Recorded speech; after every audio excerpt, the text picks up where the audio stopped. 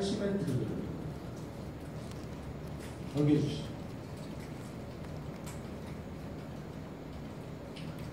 오늘날 저 능동에 있는 어린이 대공원에 가면 그 폴터 장군이라는 저 동상이 서 있습니다. 저 남쪽 문 쪽에 서 있습니다. 아니, 저 웬 미국 장군이 웬 어린이 대공원에 이 동상이 서 있을까? 사람들이 잘 몰라요.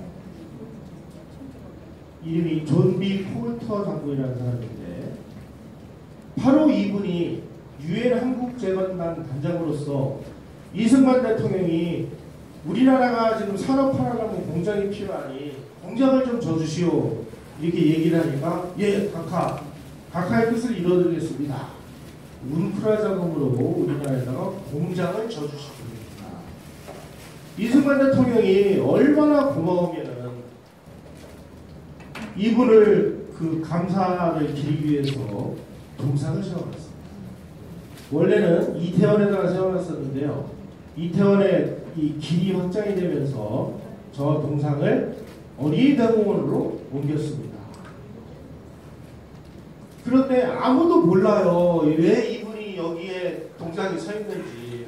혹시 어린이대공원에 가시면 뭐 친척이나 손자나 이런 분들에게 이분이 왜 여기에 동상이 서 있느냐, 이승만 대통령이 공장을 세워달라고 요구를 했을 때 그 공장을 우리나라에 세워주신 분이다, 이렇게 설명을 하셔야 됩니다. 여기 보면 그런 내용이 없어요.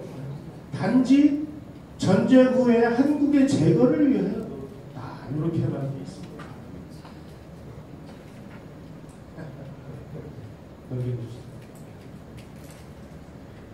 이승만 대통령이 어떤 시절에 어떤 일이 벌어졌는지 일람표가 있습니다. 산업은행 발족, 1954년에 하천발전소 2호 발전기 수리복구 완료, 7월달에 경제부흥 5개년 계획, 1955년 4월에 전연개발 5개년 계획, 8월달에 IMF IBRD 가입, 10월달에 충주비료공장 기공식, 11월달에 사상 최초로 발전량 10만 kW 돌파, 56년 1월달에 영암선 철도 이용해서 태백 탄전지대 무연탄 수송. 우리가 이때 태백의 탄전지대에 있는 무연탄을 실어와서 저 마구니에다가 부려가지고요, 마구니에서 대량으로 연탄을 만들어 찍어가지고 전국의 방방곡곡에 보급을 하기 시작을 하면서 우리나라의 산림녹화가 성공하기 시작을 했습니다.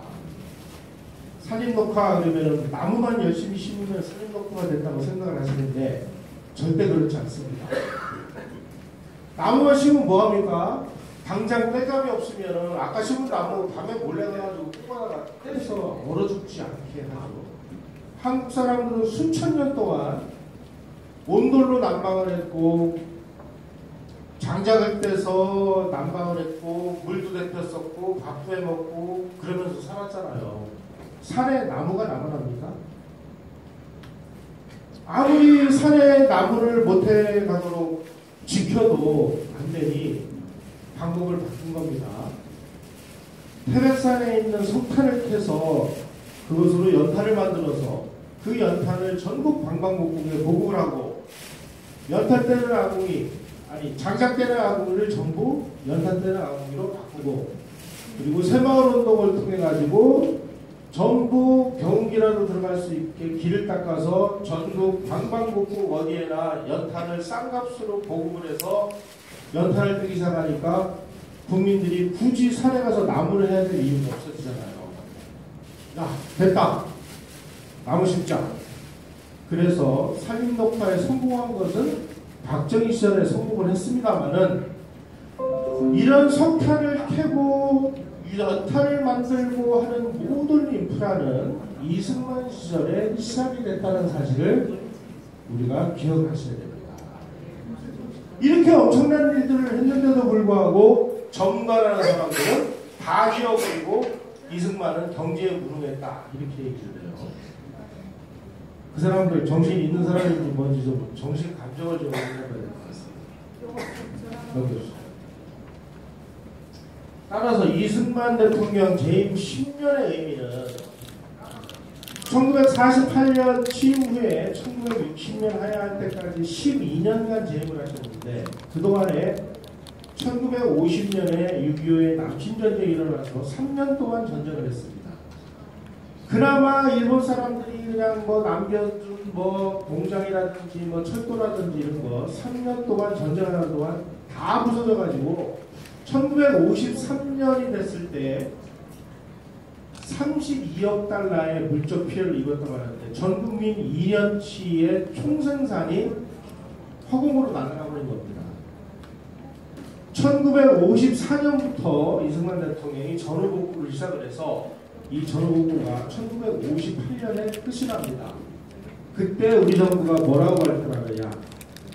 드디어 우리가 1958년에 이르러서 전쟁 전 수준의 생산을 해보겠습니다. 이렇게 발표합니다. 1958년에서야 전쟁이 일어나기 전인 1950년의 생산 수준을 회복을 했다. 그러면 이승만 대통령의 재임 10년은 뭘 한 시기예요? 전후복구 하다가 끝난 시기입니다. 만약에 이승만 대통령 시절에 6.25가 만약에 안 일어났다면 박정희 대통령 시절에 우리가 한강의 기적이라고 하는 그 놀라울 정도의 고도 성장이 이승만 대통령 시절에 일어났을 가능성도 있습니다. 다만 우리가 전쟁이 일어나가지고 약 10년 동안이라는 세월을 그 전쟁에 전후복구를 하라고 그냥 10년을 우리가 그냥 없애버리거나 마찬가지입니다. 그러니 우리가 김일성이라는 놈을 용서를 할 수 있겠어요? 이런 걸 보면.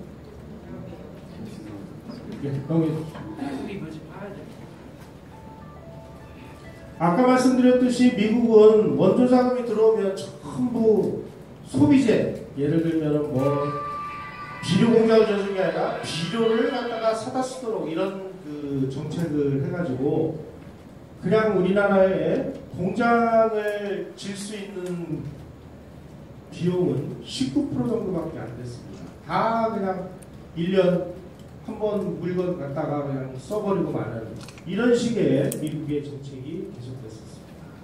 넘겨주시죠.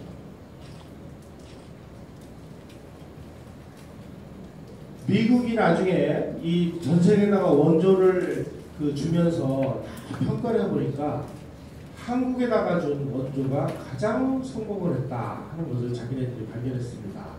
그 중에서도 뭐가 제일 성공을 했느냐? 기술 원조라는 것이 성공을 했다. 기술 원조 자금이라는 것이 있습니다. 이 기술 원조 자금이라는 건 뭐냐면은 전후복구 과정에서 어쨌든지 간에 이 국가를 발전시키는 데 필요한 엔지니어라든지 행정가라든지 전문 기술 인력이라든지 이런 것을 공부시키는 데 필요한 돈이었습니다. 우리는 미국이 주는 이 기술 원조 자금을 단 한 푼도 허튼 곳에 쓰지 않고 전부 기술자들을 양성하는 데다가 돈을 투입을 해가지고 이 돈으로 1421명의 정말 알토란 같은 핵심 기술자를 이 시절에 양성을 해놨다. 바로 이 사람들이 박정희 시절에 우리가 산업화하는데 결정적인 역할을 하신 분들이에요.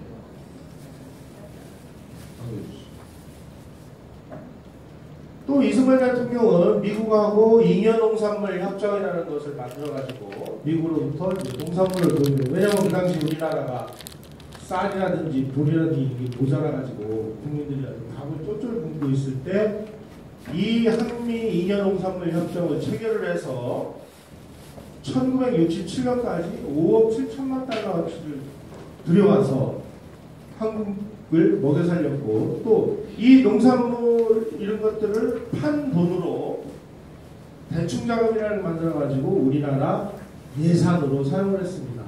미국이 주는 예산이 우리나라 전체 예산의 약 51%에서 57%를 차지할 정도로 미국의 원조가 큰 역할을 했는데 어쨌든지 간에 이 어려운 시절에 미국으로부터 이러한 농산물 원조 협정을 맺어가지고 국민들을 굶기지 숨기지 않고 위기를 극복하는데 이승만 대통령이 앞장섰다는 것을 잊지 말아야 되겠습니다. 보여주시죠. 바로 이게 농산물 도입을 하는 그 내용인데요. 항상 여기 보면 악수하는 사진이 있습니다. 아마 여기 계신 어르신들 학교 다닐 때 미국 사람들이 저 옥수수가루로 빵 만들어서 점심시간에 급식 대신 준 거 드신 분 계실 거예요. 저도 초등학교 다닐 때 저 빵을 먹으면서 학교를 다녔습니다. 그런데 이 배어망덕하게도 그렇게 먹이 살려놨더니 미국 물러가라, 뭐 미제 나쁜 놈, 뭐 양키 영병 이러고 있으니